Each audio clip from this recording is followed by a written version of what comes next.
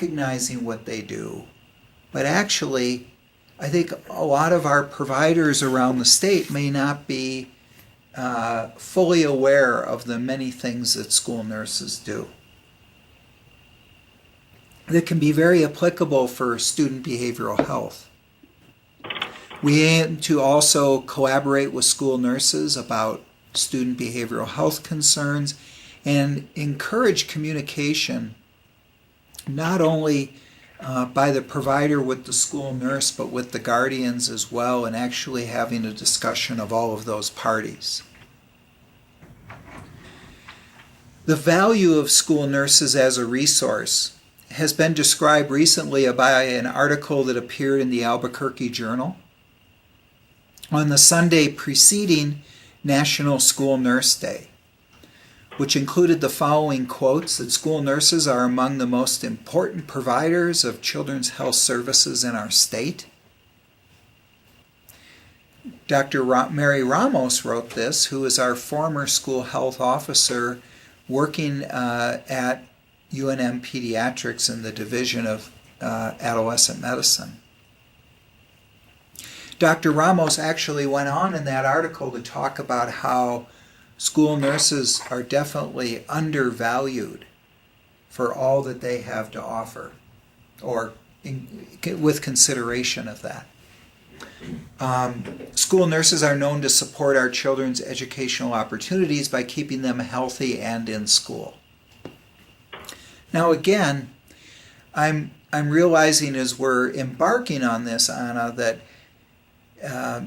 this presentation is oriented very much toward the pediatric medical provider. It would be as though these are the kinds of things that you as a SHMA, as well as myself, would want to say to pediatricians to encourage them to utilize school nurses more to meeting the behavioral health needs of our patients. So far, so good? So far, so good.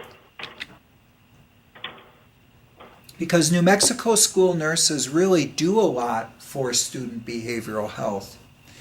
There's the part that's described in the initial portion of this caption, which comes from the National Association of School Nurses, their position statement on the mental health of students.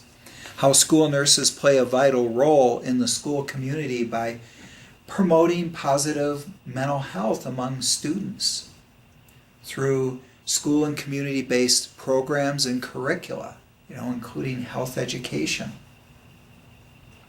And that yet there's a lot that school nurses do as members of interdisciplinary teams, how school nurses play a vital role in supporting the early assessment, planning, intervention, and follow-up of children in need of mental health services.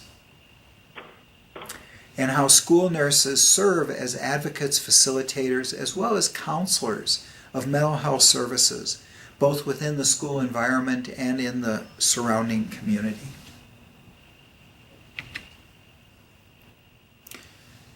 We recognize that school nurses are often the healthcare professionals who first identify the subtle signs that have been associated with emotional and behavioral issues in children. And this can include frequent somatic complaints, such as stomach aches and headaches and unexplained physical symptoms. Behavioral problems in school, as well as absenteeism and academic problems, can also be signals of underlying mental health issues. And both of these quotes come out of that same position statement by the National School Nurses Association. So herein reminds me of how school nurses, as well as psychiatrists, sometimes get a bad rep for how we sure do identify issues that go on in students, but don't do as much to treat them. So here Lucy's offering psychiatric help, saying that she knows what's wrong with Charlie Brown, instructs him to walk onto that pitcher's mound, asks him if his stomach hurts. Yes, indeed it does. Then instructs him to come down off the mound. Then it stops hurting. and Lucy exclaims, "There's your trouble, 5 cents please." But I think that school nurses, as well as other providers outside of schools, can do a lot to help youth by collaborating with other providers. There's so many conditions that are commonly coexisting with student depression and anxiety that, as depicted in the first point, if a student is depressed, there's a good chance that they're having anxiety issues as well. ADHD and other disruptive behaviors frequently are comorbid. So are substance abuse and dependence, overweight and obesity, as well as asthma.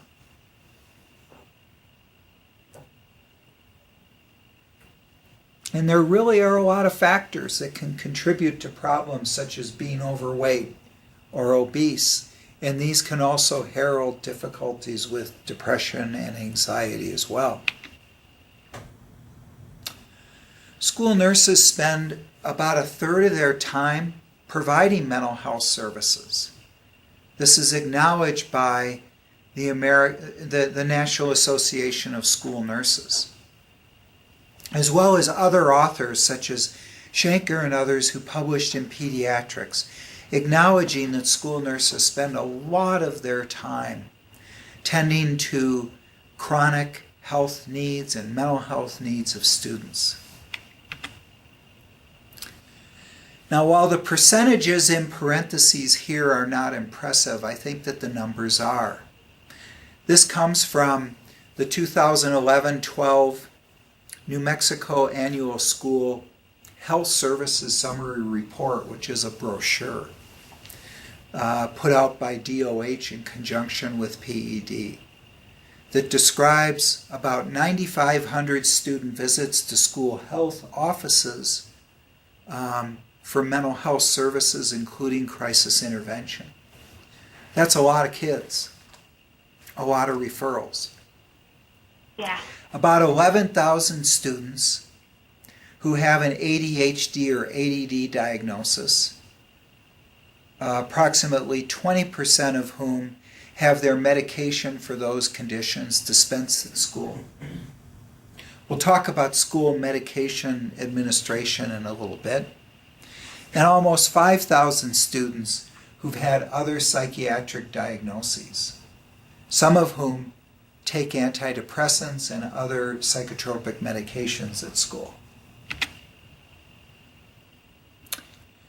Well, regarding the provision of direct services, Dr. Mary Ramos cited a 2009 survey showing most New Mexico school nurses in a given year provide emergency management for students with the following conditions: exacerbated asthma, injury to an extremity, as well as the following behavioral health associated issues: head injury, child abuse or neglect, and depression. And these are really significant.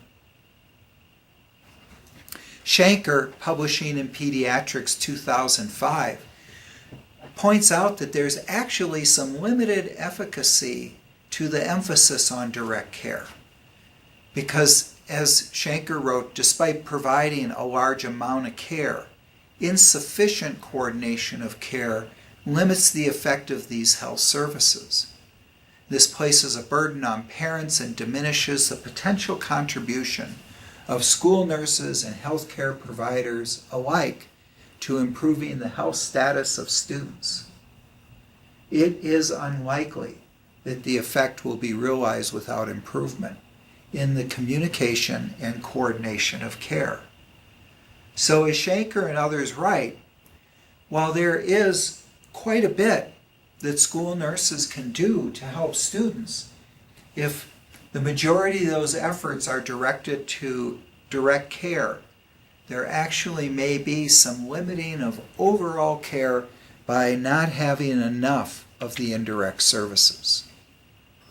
So I think school medication administration, again, serves as an example here of direct care, wherein medication is administered to a student by the school nurse, as well as indirect care, which are the discussions and arrangements that are made in order to provide that service or not.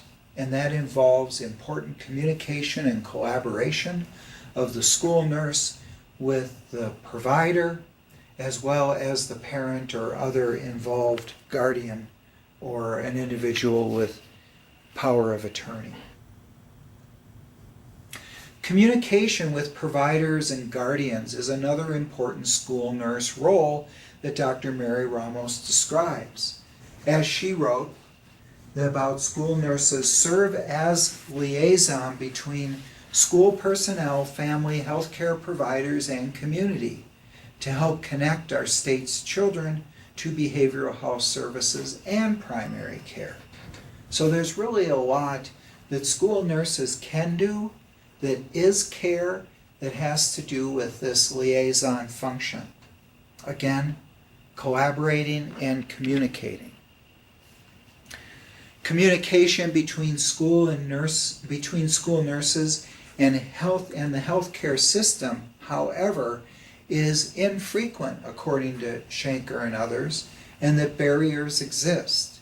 Now I'm going to mention that Schenker bases this statement on the study that he and others performed in Boston public schools, going back a decade ago or more, in which it became very evident to their group that the communication could be improved and that that would enhance care for students. Now, going to school medication administration again as an example, valuable communication and collaboration, it can be so important in this opportunity.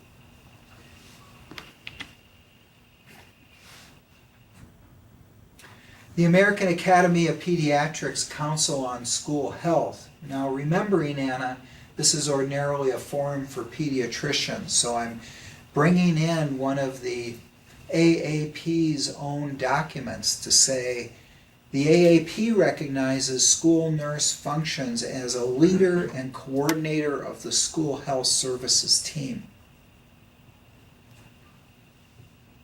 And they actually identify the National Association of School Nurses' core liaison role of the school nurse as case manager for students with health and behavioral health problems. I interjected in there.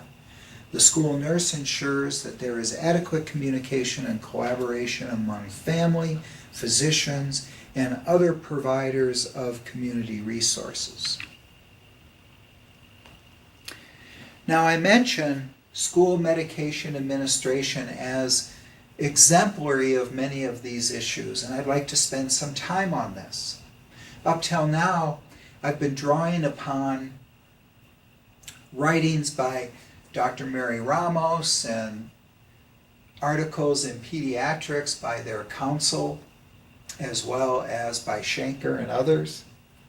Here, I'm bringing forth information that is more practice-based evidence and empiricism rather than evidence-based practice. School psychotropic medication administration may or may not be helpful to the overall behavioral health care of students. Usually, school nurses and others think it is. Perhaps, and in many cases it is, such as in the report from DOH and PED, so many students receive their so-called ADHD meds at school. In determining the potential benefit, however, it is important to consider how well psychotropic medication administration at school fits in the overall treatment plan. Some psychotropic medications are more beneficially administered at school than others. One of the things to think about is the pharmacokinetics of the medication that's being used. So I'll point out a couple contrasting examples and what I mean by pharmacokinetic considerations. Pharmacokinetics refers to the time course of medication going in and out of the body, basically. And with a medication such as a long-acting psychostimulant, An example of that would be Concerta, which is a long-acting methylphenidate preparation. Metadate CD is another long-acting methylphenidate. Or Adderall XR, which is a long-acting preparation of amphetamine salts. One experiences the benefit after taking their morning dose. And ordinarily the greatest amount of benefit comes from the rise in the level, after which the effect will gradually wane, very gradually. And one is usually getting some benefit for as long as 6, 8, even more hours, and certainly will cover the school day. And then the effects wear off as one experiences a fall in the amount of medicine below the therapeutic range. That was helpful today. Tomorrow we do the same thing. Benefits the students' attention, on-task behaviors, resists distractions, impulsivity, and is able to remain seated in school to get their work done. So it's done the next day as well. Monday through Friday, it may or may not be done on weekends and other non-school days. On the other hand, steady state pharmacokinetics is how antidepressant medications and other psychotropic medications help individuals who take them. Steady state pharmacokinetics involves attaining a level of the medication in the bloodstream. Remember before? Each day the medication is taken, the dose, there's a response, and then it tapers off. So I'm calling that dose-response pharmacokinetics versus steady-state pharmacokinetics. So an example of an antidepressant would be sertraline, known as Zoloft. It isn't just taking it the first day, the blood level goes up, it starts coming down, then the next dose is taking, it goes up, starts to come back down, and eventually what you get is an overall establishment of a level. And that's how antidepressants are efficacious. Now, in considering the overall treatment plan, medication taken at home with breakfast might be what the provider is recommending and the parent and student have agreed to, and therefore it becomes the treatment plan. In fact, many of the commonly prescribed antidepressant medications with a potential to cause gastrointestinal upset have a diminution of that potential by eating when taking the medicine. So having breakfast at home with the medication is advantageous in the overall, and has become important in the overall treatment plan. Whereas at school, the medication surely will be taken. It may or may not be taken with a breakfast at school. And then what about taking the medicine on non-school days? Thanksgiving comes up, fall break comes up, winter break comes up. What then? So the treatment plan may involve many ways to encourage the student to remember to take their medicine at home. And in that case, school medication administration would be contraindicated. Well, Anna, as we are... Go ahead. Well, it is 12:45, and I do have a doctor's appointment that I have to go to. I didn't think I'd be the only one here. That's fine, Anna. I'll just summarize by saying that in the remaining material has mostly to do with the pivotal role of the school nurse as part of the school health plans and services. And this slide here refers to what you were mentioning earlier from Amelia about discharge planning and the role of the nurse in helping students re-enter school, and the overall emphasis of how the school nurse can help join forces with community providers and parents to really help students with their behavioral health at school and have inputs in the political and public arenas. So thank you for joining us this noon hour, and I hope to talk with you again. Yes, and I look forward to your email replies and discussing more about the school health update. Sounds very good, Anna. Best of luck to you. Thanks for joining us. Thanks. Thank you. Bye. Bye.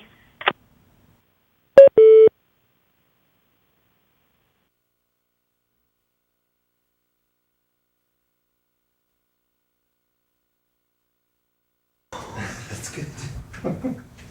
When she said, I'm almost 10 months pregnant, I thought, oh my God. Yeah. That must be so uncomfortable in Yeah, no temperatures kidding. above 100 degrees. Yeah, no kidding. It was nice there yesterday. Wasn't bad at all. I heard that it was a success. Yeah, the trip was a success. Sounds like we've got a new practice that's gonna jump on to MOC, I guess. So, yeah. So that was good. We had to make a couple field trips to practices and drop off packets. And one of them bit. So And one of them what? bit. Bit. Like bit. Like they're chomping and they're gonna join us? Well, yeah, I guess they are. Good. So, yeah, Carol got an email this morning. So, yeah, it's good news. Well, Kevin, as someone who hasn't been out in the know of the particulars, was the aim of the visit to meet with and recruit practices in the Roswell area for MOC? It was kind of a side project. Okay. And the technical word would be networking, because I guess we don't have the grant yet, or we don't have, some funding isn't settled yet, so we had to call it networking. So no, we were not recruiting. The main point was, well, that was part of the point. And the other was to have this Kathleen Colleran's presentation, Grand Rounds presentation, to the Department of Health group down there, social workers mostly. I know there was another public health person there as well. To work on their coordination of care, continuation of care, that kind of thing. So, I don't know, I kind of jumped on at the last minute too, so I'm a little not in the know as well, but the telehealth part of it didn't go so well. We only had no? one participant, yeah. So.